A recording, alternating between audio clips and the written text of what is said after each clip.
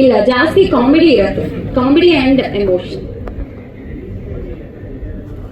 ಹೌದು, ಎರಡೂ ಇರುತ್ತೆ ಸರ್. ಅಂದ್ರೆ ನಾವು ಇವತ್ತು ಯಾವ್ದನ್ನು ಗೋಲ್ಡ್ ಮಾಡಿ ಹೇಳಿದ್ರೆ ಜನಕ್ಕೆ ಇಷ್ಟ ಆಗಲ್ಲ ಅಂತ ಹೇಳಿ we have made a blend. Comedy ಮೂಲಕ ಎಮೋಷನ್ಸ್ ನ ಹೇಳ್ತಾ ಹೋಗ್ತೀವಿ. 4 ಸಾಂಗ್ ಪ್ಲಸ್ ಬಿಟ್ ಸಾಂಗ್ಸ್. ಹೌದು, ರೆಡಿ ಆಗಿದೆ. ಪ್ರೇಮ್ ಸರ್ ಇರ್ಬೇಕು ಅಂತ ಇತ್ತು. ಇಲ್ಲ ಸರ್, ಆಕ್ಚುಲಿ ನಾನು ಸಬ್ಜೆಕ್ಟ್ ಮಾಡಿದಾಗ ನನಗೆ ಫಸ್ಟು ಹೇಳಿ ಇದನ್ನ ಯಾರಾದ್ರೂ ಒಪ್ತಾರ, ಇಷ್ಟ ಆಗುತ್ತಾ ಅದು ಇದು ಅಂತ ಅನ್ನಿಸ್ತು. ಇವಾಗ ಇವ್ರು ಹೇಳ್ದಂಗೆ ಸುಮಾರು ತಿದ್ದಿದ್ದು ಆಯ್ತು. ಆ ಫಸ್ಟ್ ವರ್ಷನ್ಗೂ ಇವತ್ತಿಗೂ ಒಂದು 50 ಸಲ ರೀರೈಟ್ ಆಗಿರ್ಬೋದು, ಇನ್ನೂ ಜಾಸ್ತಿನೂ ಆಗಿರ್ಬೋದು. ಈಗಲೂ ನಾವು ನಾಳೆ ಶೂಟಿಂಗ್ ಹೋಗ್ತೀವಿ ಅಂದ್ರೆ ಈಗ ನನ್ನ ಹತ್ರ ಇರೋ ಸ್ಕ್ರಿಪ್ಟ್ ಓಕೆ ಆಗಲ್ಲ, ರಾತ್ರಿ ರೀರೈಟ್ ಆಗುತ್ತೆ. ಅದು ಒಂದು ಎಕ್ಸ್ಪರ್ಟೀಸ್ ಇಂದ ನನಗೆ ಬರ್ತಾ ಇರೋ ಬಳುವಳಿ ಅನ್ಬೋದು. ಅಂದ್ರೆ ಒಂದು ಹೊಸ ಡೈರೆಕ್ಟ್ರು ಮಿಸ್ಟೇಕ್ ಏನ್ ಮಾಡಬಹುದು ಅದನ್ನ ಈ ಒಂದು ಸ್ಕೂಲ್, ಐ ಥಿಂಕ್ ನಾನು ತುಂಬಾ ಲಕ್ಕಿ ಈ ವಿಚಾರದಲ್ಲಿ. ಯಾಕಂದ್ರೆ ಎಷ್ಟೊಂದು ಜನ ಫಿಲ್ಮ್ ಮೇಕರ್ಸ್ ಬರ್ತಿದ್ದಾರೆ, ಬಟ್ ದೇರ್ ಇಸ್ ನೋ ಒಂದು ಸ್ಕೂಲ್ ಅಥವಾ ಅವ್ರನ್ನ ತಯಾರು ಮಾಡೋದಕ್ಕೆ ಇಲ್ಲಿ ಯಾರು ಇಲ್ಲ. ಎಲ್ಲರೂ ಕೂಡ ಅದೇ ದಾರಿಲಿ ಹೋಗಿ ಅಲ್ಲೇ ಎಡವಿ ಬೀಳ್ತಾ ಇದ್ದಾರೆ.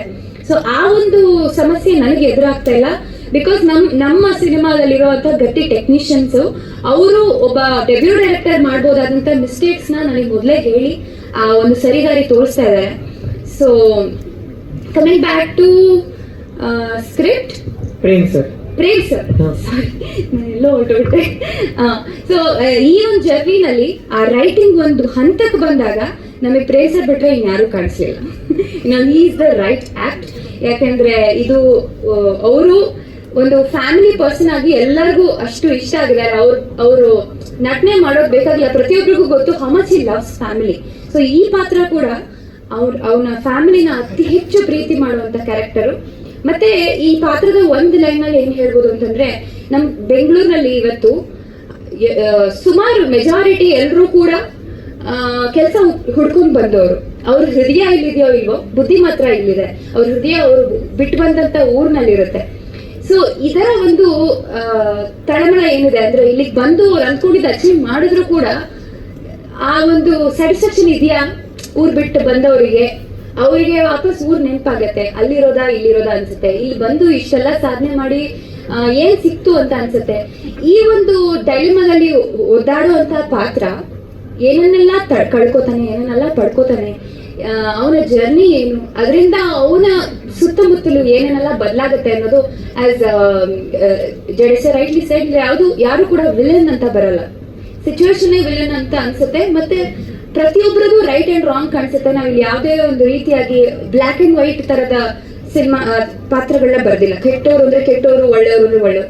ಎಲ್ಲಾ ಮನುಷ್ಯರಲ್ಲೂ ಎಲ್ಲಾ ಭಾವನೆಗಳು ಇರುತ್ತೆ, ಎಲ್ಲಾ ಸೈಡ್ಸ್ ಇರುತ್ತೆ ಅಂತ ಎಕ್ಸ್ಪ್ಲೋರ್ ಮಾಡ್ತಾ ಹೋಗಿದ್ವಿ. ಶೂಟಿಂಗ್ ಆಕ್ಚುಲಿ ಇವಾಗ ಒಂದು 60% ಟಾಕಿಂಗ್ ಮುಗ್ದಿದೆ. ಆ ಒಂದು ಕಾನ್ಫಿಡೆನ್ಸ್ ಇಂದಾನೆ ಇಷ್ಟು ಮಾತು ಬರ್ತಾ ಇದೆ.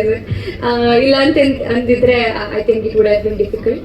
ಸೊ ಶೂಟಿಂಗ್ ಟಾಕಿಂಗ್ 60% ಮುಗ್ದಿದೆ. ಸರ್, ಕನ್ನಡದ ಭಾಷೆ ಬಗ್ಗೆ ಖಂಡಿತ ಒಂದು ಮುಖ್ಯವಾದ ಸೀನ್ ಇದೆ.